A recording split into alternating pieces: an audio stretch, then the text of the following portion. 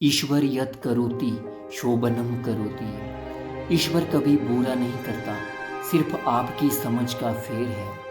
बचपन में एक कहानी पढ़ी थी जो इस बात को पूर्णतः सत्य सिद्ध करती है। एक राजा शिकार का शौकीन था, सदा अपने मंत्री को साथ रखता और शिकार पर जाता। उसके मंत्री का ईश्वर में बड़ा विश्वास था, वह सदा प्रसन्न रहता।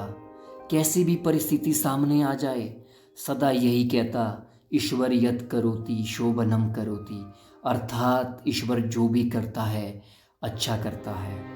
एक बार फलाहार करते समय राजा की उंगली में चाकू लग गया। उसकी उंगली कट गई।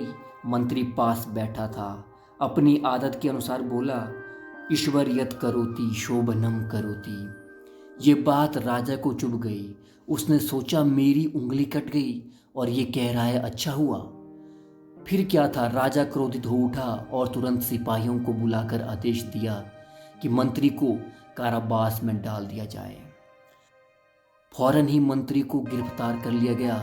तब भी उसने यही कहा, ईश्वर यत् करोति शोभनम करोति, और सैनिकों के साथ कारावास में चला गया। कुछ देर बाद राजा को शिकार पर जाने की इच्छा हुई। मंत्री तो जेल में था, इसलिए अकेला ही शिकार पर चला गया। जंगल में जाकर वो रास्ता भटक गया। जहाँ पहुँचा वहाँ जंगली लोग रहते थे।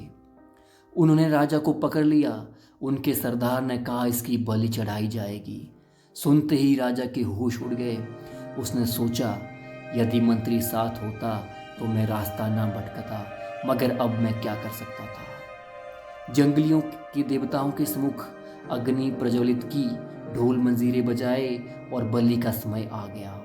तभी जंगलियों के पुरोहित ने राजा का निरीक्षण कर घोषणा की कि ये तो खंडित है, इसकी उंगली कटी हुई है, इसलिए इसकी बलि नहीं चढ़ाई जाएगी, इसे छोड़ दिया जाए। जैसे ही राजा को छोड़ दिया, राजा भाग खड़ा हुआ अपने महल में। यदि आज उंगली ना कटी होती तो आज जीवन खत्म हो जाता। इसका मतलब मंत्री ठीक ही कहता था। महल में लौटने के बाद राजा ने सिपाहियों को तुरंत आदेश दिया। बोला, मंत्री को सामान सहित उसके पास लाया जाए। मंत्री आया, ऊँटों पर बही मुस्कान।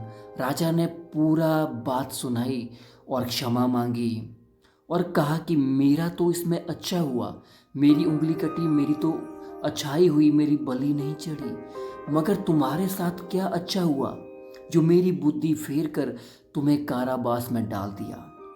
मंत्री बोला, महाराज, आप मुझे कारागार में ना डालवाते तो सदा की भांति मैं आपके साथ शिकार पर जाता और वही जंगली हम दोनों को पकड़ लेते हैं।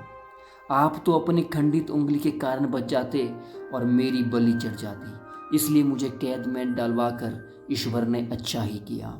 अब राजा मान गया कि वास्तव में ईश्वर जो करता है अच्छे के लिए ही करता है। यही बात हमें समझनी है।